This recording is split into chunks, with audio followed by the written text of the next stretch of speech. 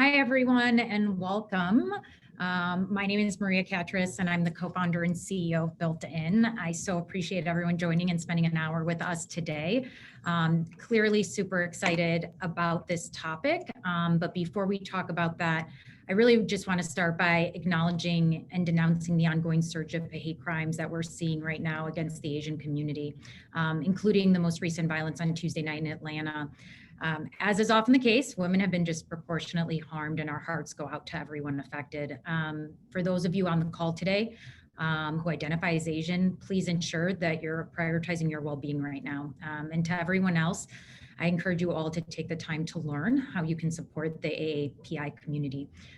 Together, we're all going to continue to work to combat racism and misogyny. And I thank you all for joining and hearing me for a minute. So with that, let's begin. For those of you new to Built In, we are a highly disruptive tech recruitment platform in the US that serves over 1,800 customers today. Everything from 26-person startups to the Fortune 500. And we help them activate sought after tech talent. And how we do this is we tell really compelling brand stories that capture the interests of this in-demand talent, specifically around companies' purpose, their mission, their values. More than 2.5 million professionals visit our sites monthly. And this primarily includes engineers, data scientists, operations, product professionals, as well as people in tech adjacent roles like sales, marketing, finance, et cetera. So just a quick note of housekeeping before we dive in. Please note that if you have questions, you can add them in the Q&A feature and we'll try to get to them. We're also going to send this recording out to anyone that registered for today. So with that, being a leader in tech obviously comes with an overwhelming sense of purpose, fulfillment, and excitement, as you guys can imagine. It's hard to describe the thrill I have for the last 10 years of jumping out of bed every day to influence an industry that in turn shapes our future. And at the same time, tech leadership isn't exactly for the faint of heart, especially true for women, as we all understand, and other underrepresented groups. But that hasn't stopped us, right? And that's what we're here to talk about, the positive. Today, we've assembled this extraordinary group of tech leaders who happen to be women. And I just want to highlight, they're not exceptional in what they do because they are women. They're exceptional at what they do, period. However, they happen to be women. And so I'm thrilled to have them here. And, given their collective experience in navigating to the top, we universally agreed on our prep call that we wanted to highlight all the positives and sort of impart some wisdom on the generations beneath us of, what we've done to get to where we are collectively, but also how we looked at it from a very positive lens versus the victim lens. And I think that's really important. And I very much appreciate and relate to that sentiment. And so with that, I'm super excited to welcome our three panelists. And so I'd love to start by having them introduce themselves to the group. Noreen, do you want to kick us off? Absolutely, absolutely. Well, first, thanks, Maria, for having me, and thank you to the whole Built-In team. I'm really excited to be here today and honored to be a part of this. So I'm Noreen Allen. I'm with Bandwidth. We're a communication software company based in Raleigh, North Carolina. I head marketing for Bandwidth, and I have been at a variety of different tech companies over the past 20 years. Always on the marketing side of the house and different stage companies, from early stage to public company. So that's my story. Excited to be here today with everyone. Awesome. Tidra? Sure thing. Hello, everybody. My name is Tidra Bernard, and currently I have the honor of leading the talent space and also the first name diversity officer at TransUnion. And so I've been doing this role since August of last year, but I originally came to TransUnion of 2019 to lead the global technology people strategy. There's a big shift in moving to the cloud, and I love technology. I actually grew up in this space, and I like to geek out very soon and very quickly with understanding technologies and just where we're going, the evolution of it. And so I've been able to basically have a passion of mine, not only being in the technology space, but also just the talent and growing careers too as well. And so I'm very excited to be here and being able to give my my own opportunity to share my story and be able to just give some advice, hopefully, and also to be amongst these wonderful leaders too as well. So thanks for having me. Awesome. And last but not least, Dawn. Hi, everyone. My name is Dawn Sharafin. I'm VP of People at Slack Technology. My pronouns are she, her, and hers. And I'm really excited to be with you this morning. I was reflecting as I was hearing these women introduce themselves, and Maria is welcome. How did my career happen that now I have over 20 years of experience and I'm the one giving advice, right? Careers are long. I tell people that all the time, like, you're going to have a lot of time, but also they happen really quickly. So it's funny because I'm still 29 in my mind, but apparently I've been doing this for a long time. I've worked for public and private companies, Fortune 50, as well as some pretty disastrous startups. So happy to share any of those stories as well. And I joined Slack about 5.5 years ago. Slack is a collaboration and communication platform. Joined about 5.5 years ago. 150 people, built the HR people function to where we are today, taking it through being public. And now we are navigating acquisition with Salesforce. So happy to be with you here today. Awesome. Thank you. I feel so lucky to have you all, and I'm super excited to get this started. So first and foremost, I think I've talked about this very openly, but this past year leading through an unprecedented global crisis was the absolute hardest year in my professional career from a leadership standpoint. It tested us from every single angle. And what was fascinating is there was this recent HBR survey that found that prior to COVID, women leaders were considered 2% more effective. However, during COVID, that gap actually grew and women were ranked as 4% more effective. And so it begs the question, why do we think that is? And for you all, when you think about how you transformed your leadership style this past year, or where you were tested the most, what did you find yourself drawing on the most? What competencies? Where did you lean in more to support your teams? Share a little bit about how you've had to adjust and adapt and what carried you through personally.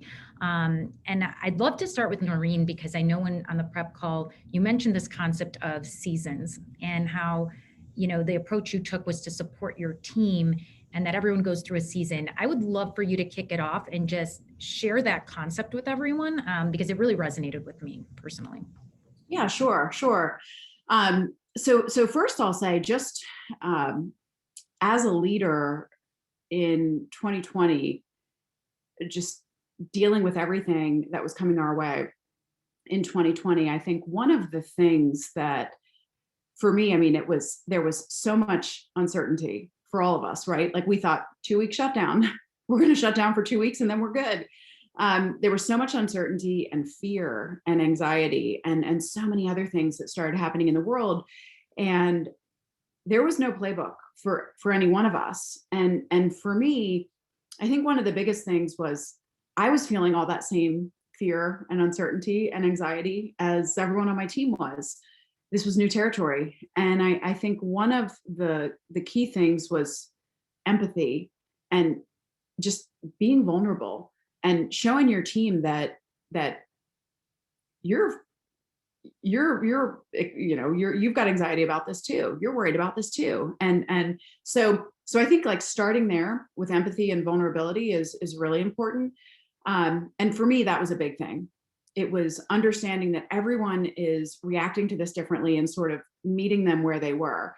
But back to the seasons piece, this is something that I've always said to folks on my team over the years, long before we had COVID. It was just that, look, I want you to be part of this team for a long period of time. And I want us to have a long-standing relationship working together. And in the course of our lives, we're all going to go through things. We're going to go through challenging seasons. And it may be something, maybe someone is going through a personal illness. Maybe they have to leave to take care of a sick family member. Maybe some other crisis hits their family that they have to deal with, a financial hardship, whatever it is. Maybe they're moving, they're having a baby, whatever it is. we all go through those seasons. And if we're going to have this long-term relationship working together, I want employees on my team to know that, hey, there's going to be a season where I may have to carry you a little bit. And that's okay, because then I know that when I go through my season, when I have my time of need, I know that my team's going to be there for me. And so with COVID, I said to the team, look, we all go through these seasons, and right now with everything happening with COVID and working from home and dealing with distance learning with the kids and so many other challenges, there are some folks on our team that have it really hard right now. So we all have to surround them with that added support, whether it's taking meetings for them, moving deadlines, saying, you know what, if you can't be available from 9 to 12 because you're taking care of the kids in distance learning, that's okay. And that's not going to hold you back.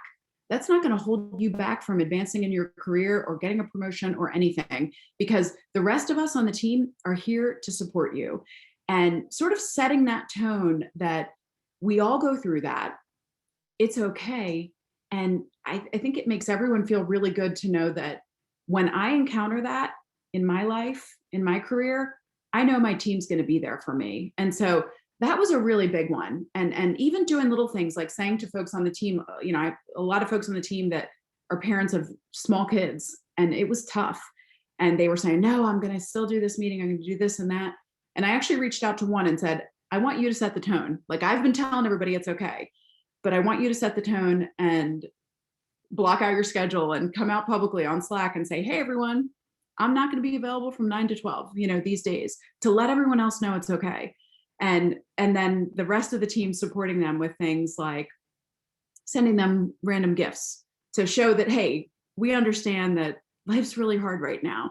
And so whether that random gift was like blow up toys for the backyard, or maybe the random gift they needed this week was a case of wine, whatever it was, we wanted to show people that we're here to support you in this season. And so for us, that worked well. And it's something that's always worked well for me in coaching people. Like, you've got a sick parent, work is secondary. You have to go take care of that right now. And I think it has sort of given people the comfort that that's okay.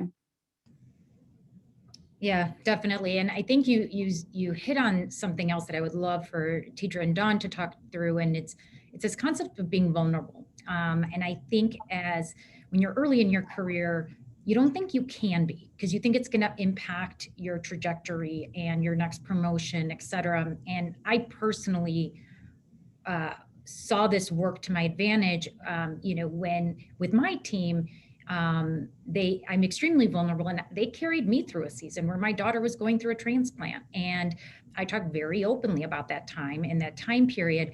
And what I've realized is I inadvertently gave them a gift where they now know that they can be extremely vulnerable with me. And so when I'm their first call when they're having a season, I treat that as a successful leadership move. And so the question is how do we empower this next generation? And I apologize, the lights in my office like to go off when I don't move. How do we empower this next generation to embrace that vulnerability and balance that with wanting to grow their careers, right? And being okay having that vulnerability. And any advice, Teacher Dawn, that you would love to give in this regard? Yeah, I think it's very similar to what Noreen just mentioned about setting the tone as the leader. And the reason why is we have the privilege to be able to do so. And I think and so we can carry that confidence to be able to have that. I also think just the vulnerability is key. Honestly, Maria, it's my secret sauce. I think the moment in my career where I've shed that of like, I cannot do this all, and I need to be honest about these things and about who I am and what's going on personally, have been the moments where I've literally took off in my career. And there have been times where my teams have carried me, and very similar to what Noreen just mentioned about last year. Yes, COVID-19 was happening, but there was also issues about racial issues too. And I remember, talking to my own manager and talking to my team, and I was like, hey, I'm not okay And that's okay. Like, I know it's going to be okay, but right now in this moment, I am not okay. There's a bunch of emotions happening right now. There are conversations that I have to talk to my 8-year-old son about race and what this actually means, and fear, because it's a life and death situation here. And so, that's something that's typically not talked about in corporate America. But I realize at that point, because with COVID, because with all these things that were going on, I couldn't hide it anymore. And one of the beauty of that is actually me putting in my I had the opportunity to come into the space and be the diversity officer, and to be that voice and say, it is not okay. We condone Asian American violence. That is not okay. We condone all of these things that are happening, and be able to fight for these particular issues that are typically not shown up in this space. And so I'm a fan of Brene Brown. So vulnerability and courage, and I can talk about all day. I see you all shaking your heads on this one, but I remember having my first town hall in this role, and I had this formal speech prepared. And I was like, that's not Tidra. This is not me. And I literally talked about the man in the arena, and how it takes courage, and you get beat up and every day, and it's critics in this space, and can we not talk about these things, or you don't know what you're doing. And the highlight of that is, so many people reached out to me afterward and said, I appreciate you just being open and honest and being yourself and telling your story in these moments of thinking that, yes, you're at this level, but you don't have it all together. And I struggle as a mom, and I struggle as when we did virtual, education is not my ministry. I am not a teacher. Okay. I know that about myself. So the virtual environment of an 8-year-old, struggle, it's failing. So I think being able to share that with my team, and being that person, that representation, it mattered. And it also didn't just matter for women. I had men on my team who had, brand new kids. And I think that we need to be able to normalize that, of saying, like, we are all in this together as parents or caregivers or pet lovers, whatever that may be, that you had to take care of that time, and that it will be okay, just be able to normalize the vulnerability there too as well. So that takes courage. I just want to say, first of all, teacher, Brene and I are best friends in my mind. And we're all best friends. Yeah. Mm-hmm, yeah. When I hear her on her podcast, I know she's speaking just to me. But I want to say, and I saw this as a question that came in when people said, what is vulnerability? And I think that's different for each person. And the thing I want to share, because it's supposed to be a real talk conversation, is sometimes people might not always appreciate your vulnerability, right? And I will say, like, that's okay. Like, getting really clear on who you are and the kind of leader you want to be and how you want to show up might not be for everyone. And I struggled for a portion of my career early in my leadership journey, where I was trying to be all things to all people. And some feedback I got was like, well, who are you? If you're all things to all people, who are you? Right. And I'm an extremely empathetic and vulnerable person. I was vulnerable before it was cool. Like, I got feedback in my career that I was too vulnerable. Right. And so what I would say is a reckoning I had to come with was, if this doesn't work for some reason, if I lose out on an opportunity, if this is not the right role, I am going to be true and authentic to who I am. And I will find my people, and I will find my tribe, and I will be the right leader for them. Right. And so what I would say is, vulnerability is being real. I think teacher gave great examples. I'm not okay right now. I need this. I think it's being very clear. I need this, and asking for what you need is vulnerable. We are taught so many times in our career, I got it. I can do all these things. Like, don't worry about it. So asking for what you need, I think, is vulnerable. But also vulnerability is saying, I am not this thing. I am this thing, and being clear on who you are, so that then people know, yeah, that's just who she is. And it either works or it doesn't work. And not trying to pretzel yourself into being something that you're not, which I spent a lot of years of my career trying to do that. Yeah, I think that's a great point. And I think something we've all had to adjust to as we've grown in our careers is you have to be who you are, but that doesn't mean everyone's going to like you when you do it, and being okay with that. So I'm going to digress for a minute, because Kelsey just sent me 2 really important questions and very relevant to this conversation. the one question is, love the idea that COVID is pushing everyone to be more vulnerable and courageous, which I couldn't agree more with.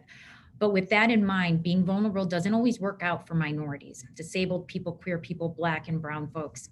It actually may rule us out. So how do you all as leaders build vulnerable and diverse teams?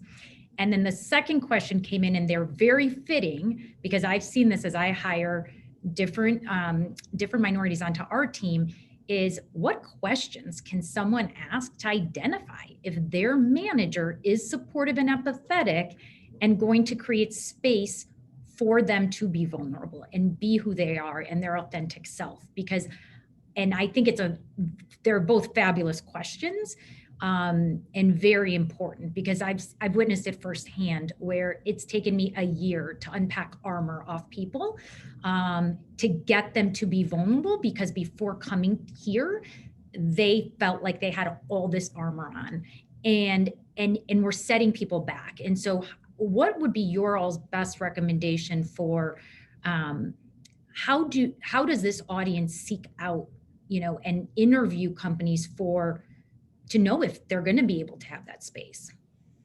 Yeah, I can kick it off. I think it's extremely important, just especially being a Black woman in corporate America. I think vulnerability has layers. So everyone doesn't get, everything that's going on in my life, and I'm telling you my life story. But I do think that there are layers of vulnerability that you are able to share. And it is right to be able to have a little bit of a guard, because again, it is a protection, because for so long it has been used against many people who are underrepresented. And so there is a care and a awakening to that, to be able to recognize. I also think it starts with the company. It starts with how the company shows up. It starts how the leader shows up. And I'm a fan of action over words. And we've seen this time and time again of like, yes, you can put a statement or you can say that you're doing this, but what you actually are doing shows who you actually are.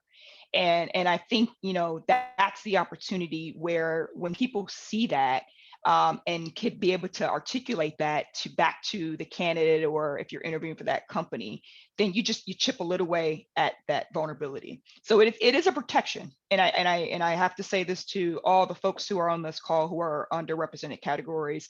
It's not completely letting that down. It is just different layers of being able to unveil that. So at that time, when the example that I gave, I was at a position of power at a level where I can say this to someone and not be dinged about it. And the goal behind that is to make sure that you're surrounding yourself with people who can protect you. And that doesn't have to people who look like you. It can be allies that represent that manner too, where it is a safe space, but only you can be able to understand where that safe space is. So that's my recommendation, of just the layers of vulnerability exist. And so don't completely take it away, but just step into it, knowing that, you will be able to have people who you can have that leverage towards too. I think that's a spectacular answer. And what I would say is, if you are a leader and you're trying to build a diverse team, first, I would say really look at why you're trying to build a diverse team, right? I think it might be a little spicy, but in tech, diversity can be trendy and not really meant from like the core. And also, I think it's really important to not see people as victims, right? People are your equals. They are your peers. Nobody needs a white savior complex to come in and for you to rescue people. So why are you trying to build a diverse team? First of all, it should be, my hope is because you're hiring the best people and you're building something that's going to be for your product, your community, your customers, something that's going to make better. So one is, I would say, look at your own motivations, look at your own team and the work that you do. Look for those companies or leaders that do performative work versus actual actionable work and trying to address systems. There can be questions you ask in the interview process that might be about the system, right? So what is your promotion process? What is your evaluation process? Tell me about the system, right? The other thing is, look at the company. Who's on this team? Are you the first and only? What does the leadership look like? How do they? I love to ask, and you can ask questions about vulnerability too. Tell me about a time, manager, that you messed up, that you learned something that you didn't know, a time where you knew better, so you did better. What happened then, right? So those are some tips and tricks that I would use as well. Yeah, I absolutely love that. And I don't think I've ever been asked in more than 10 years by a candidate, tell me a time where you messed up. I think it's a fascinating question. And everyone should ask any future manager that question. I think it's a great one. No, I really appreciate it. So let's talk about the stickiness. I think the one good thing, I agree with Dawn. I think diversity in tech has tended to have trending behavior. However, I'd like to really believe that this past year is going to allow us to actually stop that. For lack of a better word, I think the data speaks for itself. Right now in tech and in cloud computing, just 12% of professionals are women, right? And engineering, the number is 15. Like, we have a lot of work to do, and we all have to spend a lot of time and effort doing that work. I always like to say to our customers, some of the larger companies, what are you doing about it differently than what is a startup doing about it, right? And we're not just talking recruitment, we're talking reskilling at this point, upskilling. We're talking about being super creative with how we bring people in, and then what are we doing to make them feel included once they're in. And so I would love for you all to spend a little bit of time telling us like how the mindset shift has happened internally for your companies this past year. And are there any programs, policies, actions that you guys have taken that lend themselves to, hey, this is not just going to be a trend anymore. Like, we're putting a flag down and saying, we're committed to this. This is important for all the reasons Dawn laid out. Like, what have you guys seen change for the better in the past year? If you don't mind, I'll jump on this one because it's something I'm probably the most proud of in my career, which is about 3 or 4 years ago, our CEO came, he believes in prison reform. Personally, it's a big topic for him. And he came to me and some others on the leadership team and said, I want you to figure out how to hire newly released former inmates from San Quentin. And not only did I say no, I said, hell no. Okay, hell no. Like, we're building this company. It's the fastest growing SaaS company ever. I don't know how to do this. And he said, figure it out. And it is one of the greatest joys of my career that we have. And we have about 10 over the years, about 10 apprentices that have worked for us or for other companies from this. And what I will say is in the past year, we were able to expand that and more companies are on board for this program. We've expanded to 9 other companies. So I'm not saying everyone should go out and do that. It might not work for you, might not work for your company. And it was certainly there's a lot of things to figure out as we navigated that. But I would say when you are based early on and you're not just jumping on in this last summer, I think that's where people trust you, right? I think that's one thing. And the other thing is look for your windows of opportunity. If people are learning and expanding their experience, then tell them what you've done or tell them what's available to them and bring them along in the journey. So for us, we've done a lot of things from the beginning. It's been part of our DNA. And there's been a lot of things we have messed up along the way as well. And to that point around armor, people thought for a while, like, oh, like this company solved racism, like we figured it out. And so I dropped my armor when I came in, and then, oh, it actually hurt more because I didn't think that this was happening here, right? And so I think it's constantly reiterating, know better, do better, know better, do better. And when you have an opportunity to bring others along, when there's moments of people raising their head and wanting to know what they can do, you open the door, you expand the table, and you bring a chair for them so they can be part of the conversation. I think that this past year was a real wake-up call for a lot of companies.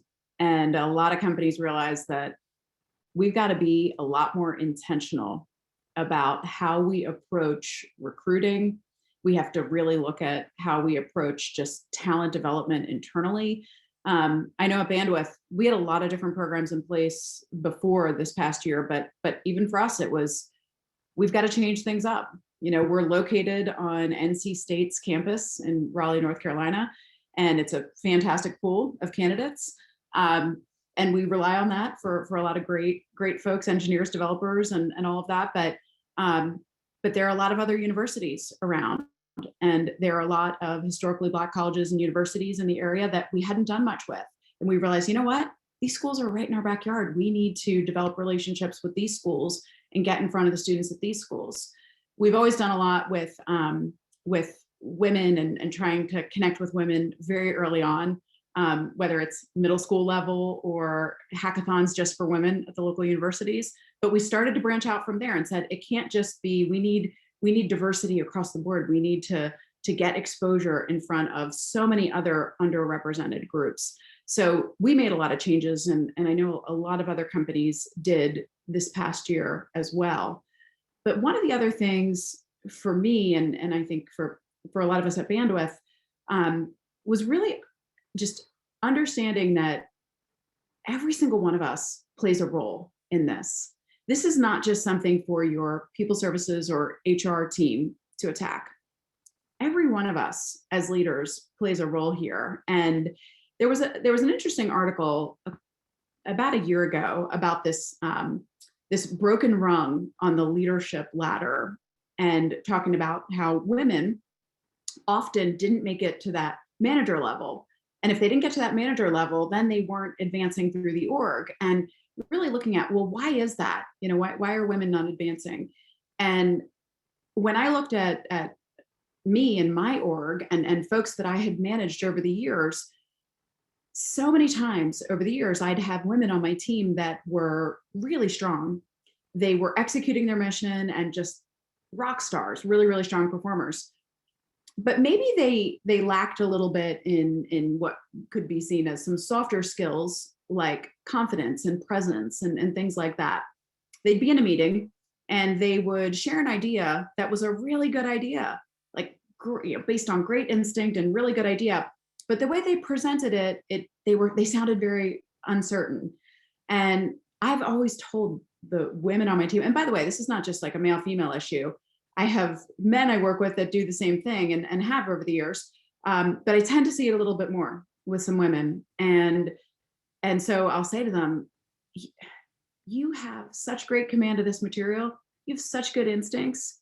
The information you're sharing is so good. You got to walk in and own this room. Walk in like a badass and present with confidence, even if you are feeling a little unsure.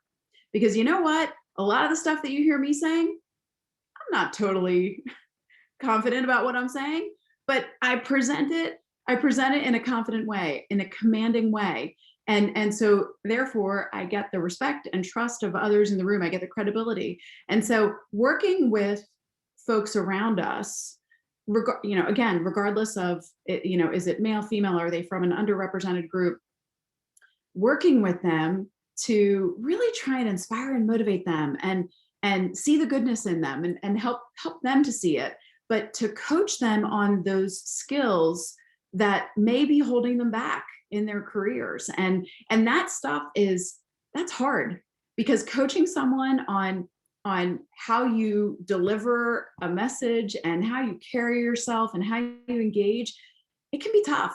It can mean a lot of awkward conversations with folks, but let's face it, those are the things that often will hold someone back, that this person doesn't seem as confident, they don't seem to be able to really influence those, around them. And so I think that each one of us can play a role in making sure that not only are we building diverse teams, but also that we are developing those teams and we are helping to really unleash the talent that exists deep inside everyone on our team, make them see it and help to coach them along the way and give them that feedback that they need so that they can truly develop and get to that next level.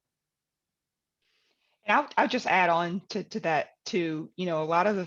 I'm a book reader too as well, besides a lover of Brene Brown.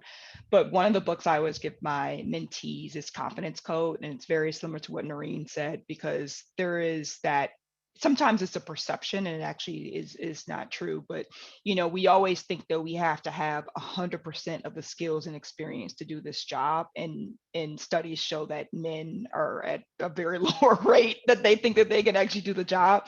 And so there's that perception that comes in. And I think that there's an opportunity to do some self-discovery and to coach female leaders in that manner too. The other thing that I would challenge, and I do this to myself, is I think, even myself, I'm harder on women and in the way I view it. And I think it's a bias that shows up, and just similar to confidence, of saying like, well, what defines confidence here? Because I'm an extrovert, I'm a talker, I can go into, I don't have strangers. Like I can go into a room and meet anybody. But others who are not like that doesn't mean they're not confident. And it's not their ability to be able to do that. And I feel like that's a diverse set that we do it here. And so I challenge myself, and I challenge my team, I challenge my leaders of saying like, are you comparing the exact same thing against a male leader than you are to a female leader? And what are the differences between that?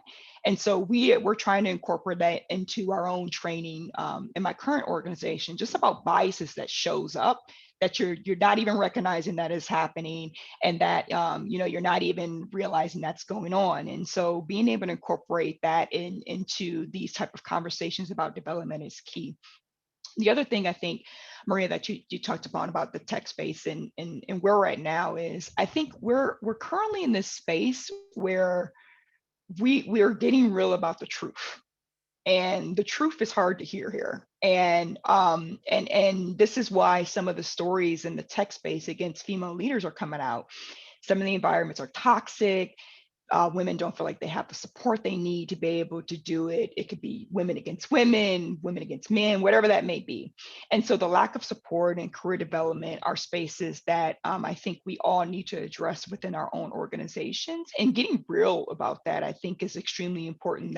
That's something that we actually need to do. And then the last thing I say, solving this problem starts at not only just developing the people that we have in the current space, but also the pipeline. I mean, at a young age, I was fortunate that my mom put me in STEAM. It wasn't called STEAM back then, but technology camps when I was super young. So I was exposed to it, and I was like, oh my God, I want to be a computer engineer. I knew that in middle school that I wanted to be a computer engineer. And that exposure, I think, starts at a young age, could help out too. I think that the issue, what we're experiencing now in the tech industry, that, I think Dawn could probably share this too, is people are not staying.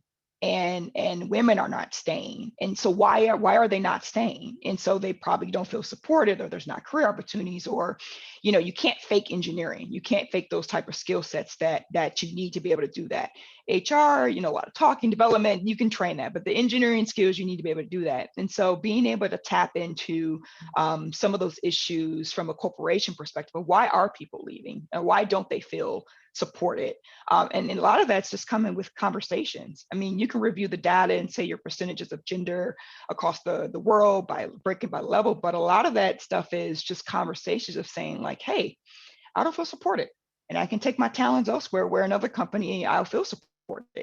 And so I think a lot of times we have to figure out how to re-recruit our own talent. That's a constant thing that I'm trying to do in the talent space, re-recruit my own talent. Yeah, that's fascinating. And, we're seeing this firsthand and experience this firsthand. It's the inclusivity and the focus on inclusivity, whether it's around people of color, LGBTQ, females, right? And part of it isn't even intentional. It's groupthink. If you have too much of, one type of human on a team, they may think, act, speak the same way. That inherently is not inclusive, whether it's intentional or not. And I think that's where I feel very passionate about. You have to have these diverse teams, and diversity comes in so many different forms, but it's very dangerous to have groupthink. And frankly, in a different direction, like when we started our business, like we had an all-female sales org. I'm like, this is gonna be a problem long-term. Like it was the opposite problem that most have, right? Where, and so we had to be really conscientious to not swing the pendulum completely in the other direction, right? And so I think that's a really fair point. And diversity is innovation in itself. Yeah, 100%. And you need those different points of view, for sure. So let's talk a little bit about, I think what we shared on the prep call was that we all felt like very strongly, I should say, that to us, our gender is not a disadvantage, and we've never looked at it that way. And that's probably, helped us in our careers. And so when I get asked the question very often, what's it like being a female tech CEO? I'm like, let me tell you about all the advantages I've had because of it, and it's a different spin on it, but it's conscious, right? Like you have to conscientiously tell yourself to look at things as an advantage. And so I would love for you all to share how that statement has supported you throughout your careers, right? Because, Tidra, being a woman of color, right, the same thing, right? You could have said all day long, like, I'm being discriminated against, but you actually used it to your advantage, right, throughout your career to get to where you're at. I think it would be just an amazing benefit for this audience to hear, how have you guys used your superpowers to your advantage? Because there's always going to be the disadvantages, right? Those aren't going to go away overnight anytime soon. So I would love for you all to share your perspectives. I'm happy to go first. My name is actually Sepide. It means dawn in English. I'm Iranian American. I grew up in Salt Lake City, Utah, not a Mormon. I never really fit in. And I would say where that is an advantage is like, I just grew up like, I didn't even notice. I was just like the naivete of just, I'm going to go into a room. I'm just going to push into a room. Oh, your family doesn't, do this, or dad, or your house doesn't smell like saffron. You don't celebrate Nowruz. Like, I don't know, but that's what's happening over here. And it was very, like, there's an obliviousness that served me well because I never fit in from the beginning. And so I just kind of pushed in to where I was, because if I didn't push in, I would never have gone anywhere. Right. So I would say that's one thing. And I would say the other, and candidly, having a Iranian father, like at first born, not being a man, like there's a lot of stuff in my family around some of that stuff. And it was just, I think adversity and resilience, grit has informed many things in my career. And certainly in the moment, there's many things in my career that have been tough and challenging and not fair. And they've also served me to inform who I am and what I will tolerate and not tolerate. And they've also served me to know that I can get over this bump, to get to the next one, to get to the next one, to get to the next one. I'm married to a high school teacher, and one of the things that he talks about a lot is kids don't have a lot of ability to deal with adversity today, because their lives have been so smoothed in so many ways. And I think that will then come into the workplace coming forward. So, I'm not going to always say like it's always been sunshine and rainbows. There's been some really hard stuff, but that has helped me get to this point where I am today. And I would say, don't wait for someone to invite you into something, because you might not ever get anywhere. And my obliviousness and naivete, just kind of pushing in, has served me quite well. I believe that's been called bossy many times in my career. I think that's a great point, Dawn. Thanks for sharing that. Part of when you mentioned about just like what's your superpower here. So besides being a Black woman, you obviously can't tell here, but the people who are on this call who know me, I'm 6 foot tall. So I've always like stood out. And I remember living in Asia, you can imagine people are like, what are you? So that's been my superpower. It's always been a conversation starter, like, how tall are you? And then we get into discussion. Do you play volleyball? Do you play basketball? Do you model? Blah, blah, blah. So I think, that's been an ability of just having the conversation. And I've been fortunate too that my parents had introduced me to various different groups of people that don't look like me. So I grew up in a city outside of Detroit, and it was Orthodox Jewish. And so my neighbors were Orthodox Jew. Like I remember every Saturday they'd get up and go to their services. I had to go over often after sunset if there was electricity to turn it on. We celebrate all the Jewish holidays. Like I thought this was a normal thing. And next to me also were Chaldeans, which are heavily populated in Michigan. And most people don't even understand what Chaldeans are. So I've always had this network of people that didn't look like me, which I think has played well into me being able to come from that space. And I still keep it that way even within my own personal network. So look around your network. how many people look like you in your own network? And have you had conversations or friendships with folks that don't have that? So I think that has honestly been, I think that has led me up into me being in the diversity space right now, because even though I don't identify with certain things, there's a commonality of just human experience. Everybody wants to feel valued. Everybody wants to feel like they belong. And the moment you take that away, like that's all things that we can relate to. It doesn't matter where you come from, what country you're from. Like that is something that we've all felt in our lives. And so, that's how I take it. And that's the common thread that I pull through all of these particular things too as well. And it's something that sticks with me. And the last thing I have to say too is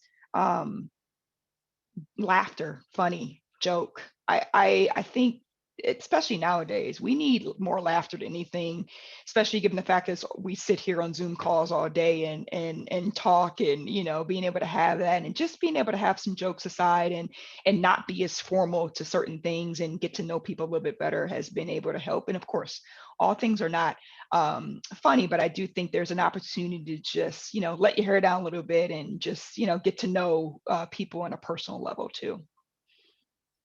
I'd say for me, so, over the past 20 or so years, working across a bunch of different tech companies, I was often one of the only women at the table and often one of the youngest. Not anymore. That's changed. And so I used to be one of the youngest, and I was very self-conscious about that years ago. But that has completely flipped. So for me, though, my gender was never an issue. I never thought about it. Like I'd be working at a company and I was younger and one of the only women, but I never thought about it. And I never thought of it as a disadvantage, and it didn't make me uncomfortable. I was in situations at various points throughout my career where I felt like I'm in over my head. Like I just got this new promotion or expanded, responsibility, and inside was like, oh my God, how am I going to do this? And so felt very uncomfortable. But it was never a gender thing for me. And I don't know if that is like, I had 5 older brothers growing up, and I don't know if it was part of that. But I think it was very much for me. I would often think as I was put into new roles and given more responsibility, like, wow, am I ready for this? And it's like, why not? Why not me? And so while inside I may have been freaking out a little bit, then I got to work and went and just put the work in to figure things out. And so if I was in over my head, I would go do digging to find companies and leaders and people that had been there and done that, and learn from them, go to school on them. And so that always, that always worked for me. I also found early on that my approach was a little different than some of my male counterparts. And I often would be in situations with CEOs that I worked with in particular, where I tended to be more open with them about things. And they would say to me that I'm more open. They don't get this from other people, like just sharing feedback on things. And then I started to notice it wasn't just with the CEO, but there were situations within the leadership group. Folks maybe weren't as open with one another, and they didn't want conflict, and they'd have issues with, whoever, the head of engineering would have issues with the head of sales or whoever it was over the years, and super frustrated, but they wouldn't talk to each other. And for me, if there was an issue or we didn't have a good leadership dynamic on the team, I would address it and say, look, guys, like we're working together, but we don't even like each other at this point. We don't get along. I don't know the names of your kids. We don't have that just relationship and that collateral that you need when you're growing a business and going to battle together. And so I don't know if it's necessarily a gender thing, but it's something I've always focused on. I've always focused on, we've got to complete the mission, but in order to get to that goal line, we have to have a really strong leadership team. We have to trust each other. We have to be vulnerable with each other. And I found that I was often the one pushing for that and communicating more openly with folks, and sometimes addressing the elephant in the room with people to get past it and to get to a healthy spot. And so, but for me, the biggest thing was just I never made my gender an issue. And even though in my head, I sometimes felt maybe I'm not ready for this, it wasn't because I was a woman. It was because maybe this represents new responsibility. And I've had folks over the years on teams, or I've just met people that will say, well, I was the only woman at the table. And I'll say, and why does that matter? Like, get out of your head. Don't let that hold you back, because guess what? No one else in the room, like, you come in and you're confident, you have good ideas, you're contributing. They're not looking at you as, oh, this is a woman, I'm not gonna take these ideas as seriously. I think sometimes we psych ourselves out a little bit. And I think the mental game is really, really important. Male, female, whoever you are, that part's really important in all of this. Yeah, I couldn't agree more. And the other thing I would add is it's how you show up, and it's you show up. I received the best advice I got a long time ago was when you get the invite, you go. And it doesn't matter if you're the only woman in that room, you get the invite, you go. And I witnessed this firsthand when we were building our company. We were walking into an all hands, and I saw a bunch of the males on the team like coming around the main table. And then we had seating around the board table, right? And all the women were jumping to the couches, like on the sides, and no one was sitting at the main table. And I looked at them, I'm like, sit down, come take a seat at this table. Like, and I think sometimes we need to promote that more and more, of like, no one's going to hand it to you, to everyone's point, right? Like Dawn's like, I just showed up. Like, I was like, you like it or not, I'm here, right? It's giving people that confidence, and us as female leaders, like, I've had males support me and get me into those rooms. But I think we need to go even further out of our way to say, okay, you really need to show up and you need to make that effort. And that's how you get your seat, and that's how you earn your seat, because no one's going to hand it to you, right? Regardless of, gender or race. And I think that's a really important point. Well, listen, this was so helpful. I'd love to let you all impart one last piece of, of wisdom, but really want to talk about, if you had a crystal ball and you could affect change in one area, what do you think life will look like at your current companies 5 years from now? What is one thing that, if you could pick one KPI, one program, one thing that could change, if you had all the power to control it yourself, what would that one thing be? Oh, I can go. I kind of want two things, but okay. I would like Take two things.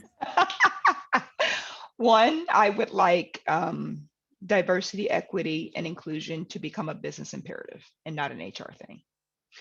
The second thing I would like is to place myself out of a job where it is not it's not a thing or a person who leads it. It's just intertwined in everything we do, and it's organic. It's the CEO and the leadership title. That is something, if I had a crystal ball, a magic wand, some pixie dust, all of it, I would like to have that happen. And that's my goal and what I'm working on. I love that. I was thinking somewhat similarly, like I like to work myself out of a job. So I will just yes and that and try to add something new, which is, I hope that people will show up authentically with taking their 100% responsibility. And what I mean by that is, I've seen a trend lately where people show up, maybe they haven't done their work, or they haven't, they just think something's owed to them, and then they are disappointed when they don't get something. I hope it is showing up authentically, people getting clear on what they want, but have done their work and responsibility, so that it is everyone is peers and equals across the table. Yeah.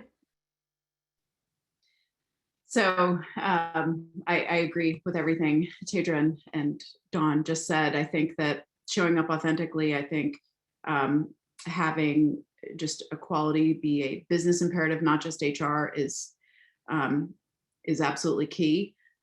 In 5 years, I'd love to see us to the point where we all collectively, within my business, within all businesses, we've really been so focused on this and change it to the point where this doesn't have to be as much of a conversation, that we have gotten to the point where we're not talking as much about gender because it's not as much of an issue. It's not, what did you do to be successful as a female leader? It's what did you do to be successful as a leader, and more of those conversations. And so I'd like to see us get to the point collectively where we're all putting the work in within our organizations, taking responsibility, where we can get to that point. And I'd also say to just everyone that's listening to this that I think as you look at your own personal experience in your own career, yes, there's a lot more your companies can be doing for you, but don't just sit back and wait. Don't just sit back and wait for someone to recognize the potential in you or to create an opportunity for you. Be your own advocate.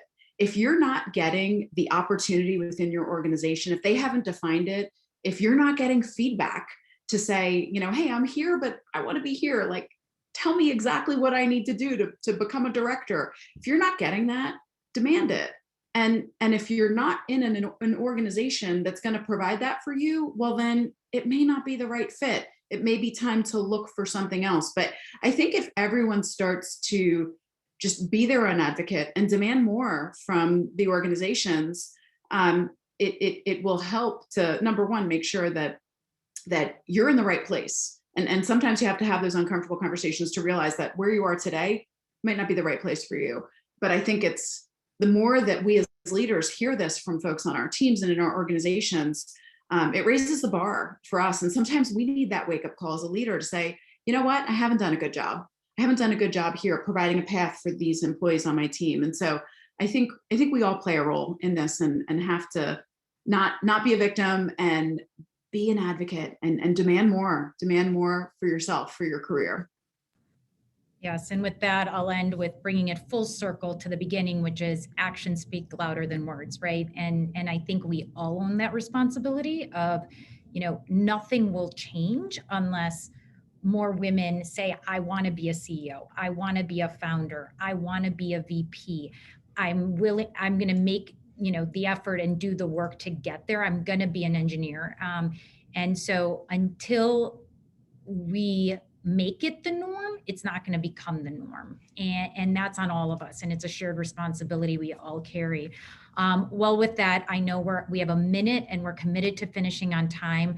I can't thank you all enough. To the panelists, you guys are incredible, each in your own way. And to everyone who joined us today and took an hour out of their day, we very much appreciate it.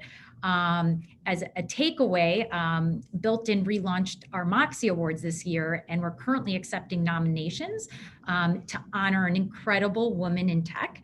And this is not for the C-suite. These are rising stars at your companies, and we would love to give them some amazing recognition that they so deserve. And so please, please, please submit your nominations. The deadline is March 31st.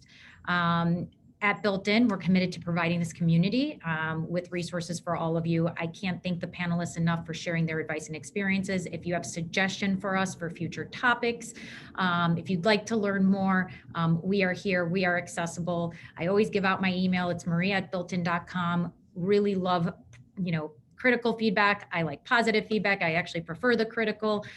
Please reach out, don't be a stranger, connect with all of us on LinkedIn. It takes a village to do anything, and you all are our village, and we can't thank you enough for joining us today. Have a great week, everyone. Thanks, everyone.